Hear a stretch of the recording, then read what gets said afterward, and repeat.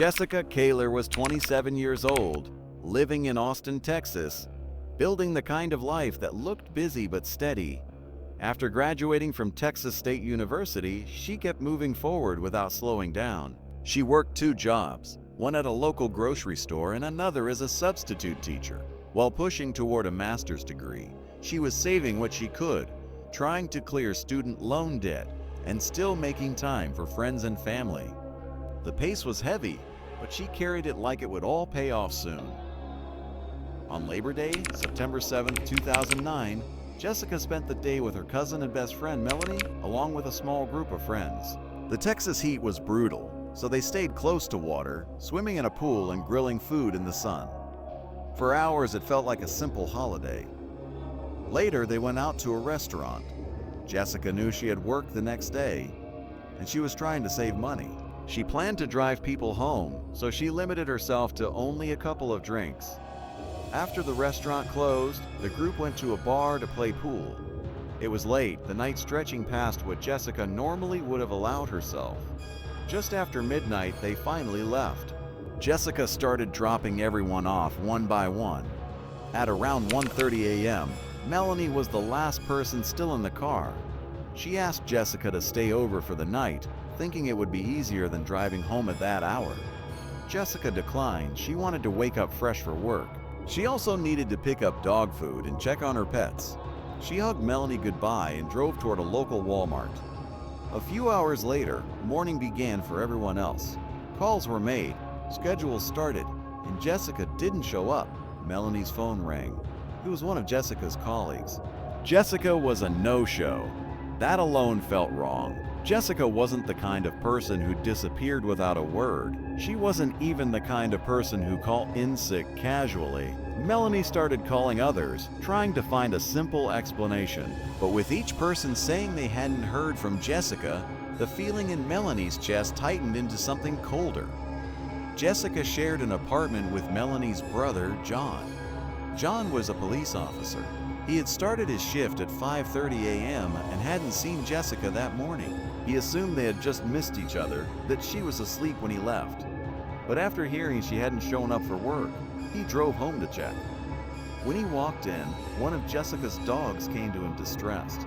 Jessika wasn't there, and it didn't look like she had been home at all since the day before. John reported her missing immediately.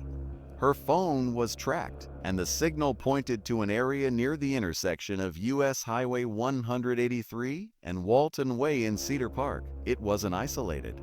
It was surrounded by businesses, with traffic and people moving through the area even early in the day. It was the kind of place where you might pull over if you had car trouble. The kind of place where someone might stop if their phone died. Melanie and her boyfriend, Sir, drove there fast.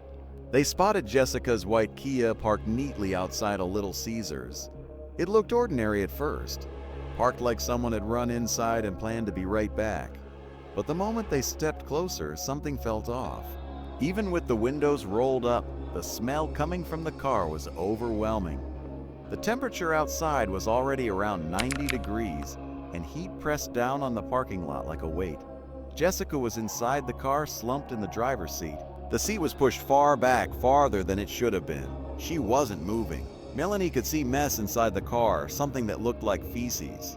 The car was unlocked.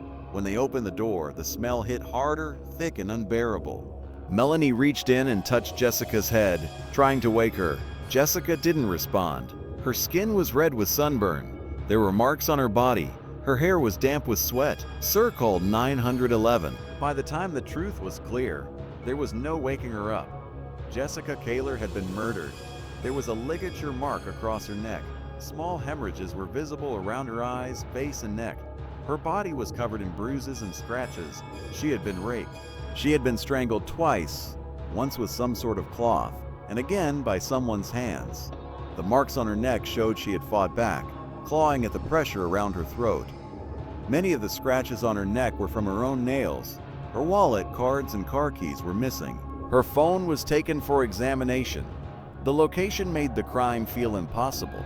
She was found in a busy public area, surrounded by businesses and people who had been coming and going for hours. That meant someone had left her there.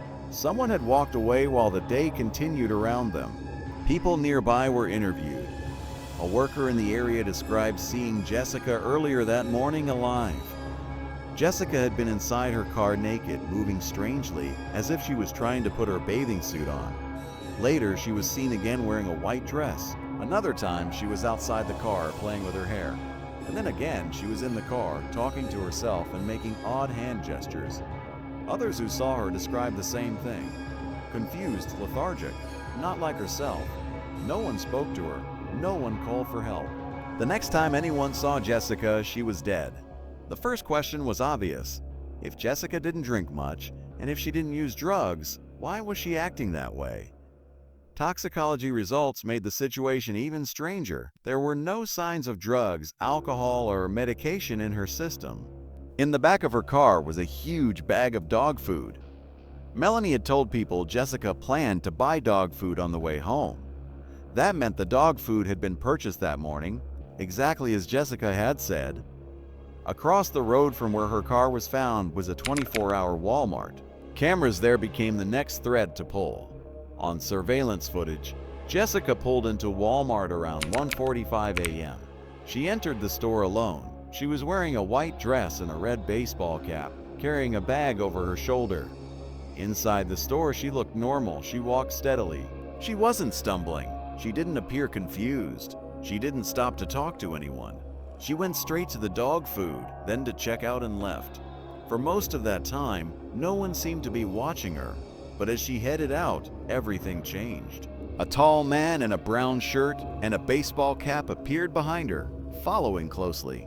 He had only been inside the Walmart for a few minutes. He had parked a small truck far from Jessika's car. He used the bathroom, and when he came out, Jessika was just ahead of him, carrying the heavy bag of dog food over her shoulder. As Jessika walked back outside toward her Kia, the man stayed behind her, about 20 seconds back, closing the gap. His pace quickened. Jessika's car was parked behind a large tree that blocked the view from the cameras. Another camera pointed in that direction, but the quality was poor. Even so, it showed enough. The man walked right up to Jessika's car, and then he didn't appear again in the frame. He didn't walk back out. His truck stayed parked where it was. About 2 minutes after Jessika and the man reached the car, the Kia pulled out and drove toward the exits. Later footage showed Jessika's car returning and parking outside the Little Caesars. The person who got out crossed the road into the Walmart parking lot. It was the same man. He climbed into his truck and sped away. Not long after, Jessika's bank card was used at an Exxon gas station. The man from the Walmart footage was the one using it. Jessika did not leave her car after it parked outside Little Caesars. The vehicle remained stationary from around 2:50 a.m. until she was found. And yet employees had seen her alive, moving, behaving strangely hours later. That gap became the center of the mystery. A young woman had been attacked, raped, and strangled, left in a hot car in a public parking lot.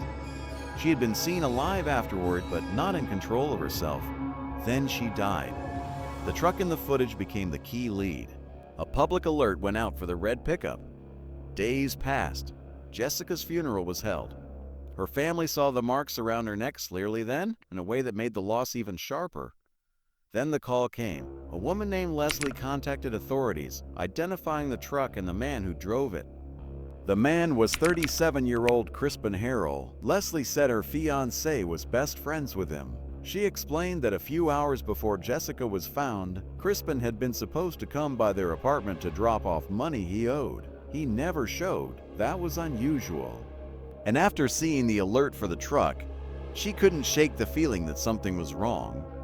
Crispin had been stopped 3 weeks earlier for an expired registration, and footage from that stop showed him in the same truck, wearing the same baseball cap. 5 days after Jessika was found, an interview was arranged at Crispin's home. The truck's appearance had been changed. Parts that were once silver had been painted black. Crispin didn't seem surprised by the visit. He admitted he knew Jessika. He claimed they had arranged to meet through a website. He said they had messaged and agreed to meet at Walmart between 12:30 a.m. and 1:00 a.m. He said they drove away in her car and had sex near a park. He implied he might have been one of the last people to see her alive. but insisted that didn't mean he killed her. Then his story shifted. He said Jessika drove him back to Walmart and they talked in her car. He claimed he told her about money problems, that he didn't have enough gas, and she offered him her debit card, writing the PIN on his hand. He said the next day, when he learned Jessika was dead, he panicked. He threw away her debit card. He changed the appearance of his truck because he didn't want anyone to think he was involved. But the camera footage didn't support his account. Jessika had pulled into Walmart long after 1:00 a.m. They didn't interact inside. They didn't acknowledge each other. She came for dog food and left. The man followed her out.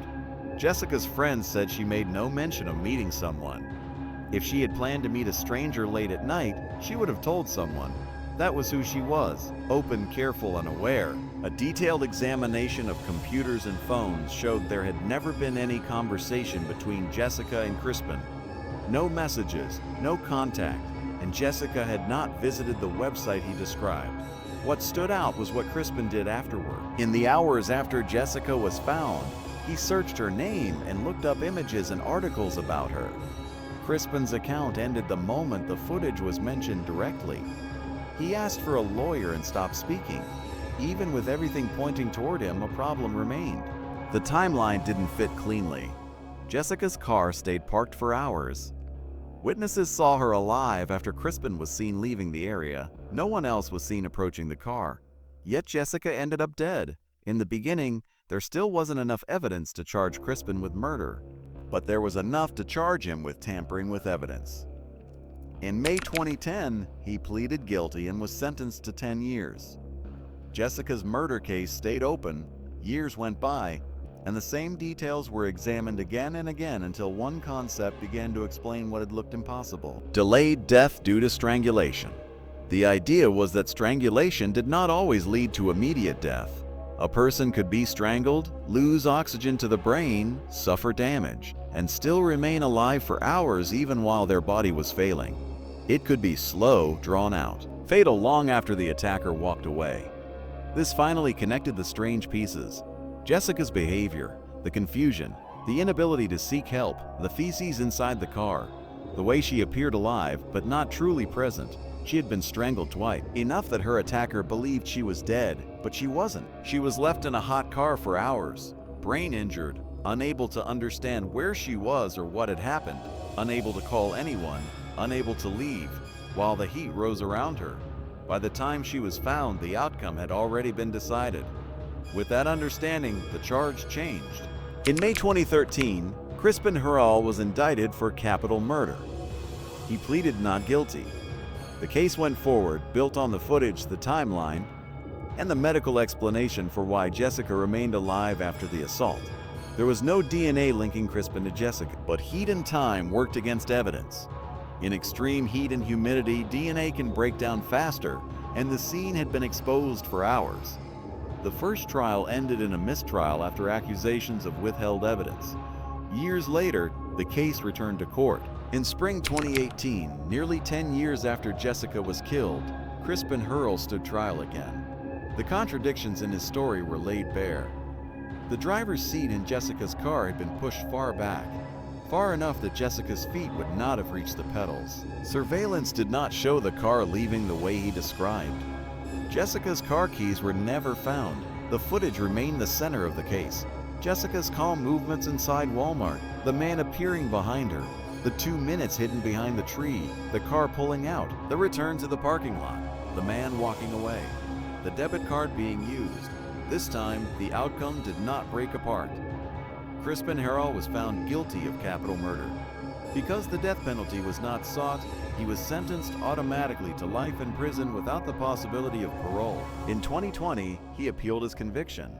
The conviction was upheld. He remained in prison, serving the same sentence. Jessica's life had been moving forward in ordinary ways: a holiday spent with friends, a stop for dog food, a drive home to feed her pets, sleep, and go to work the next day.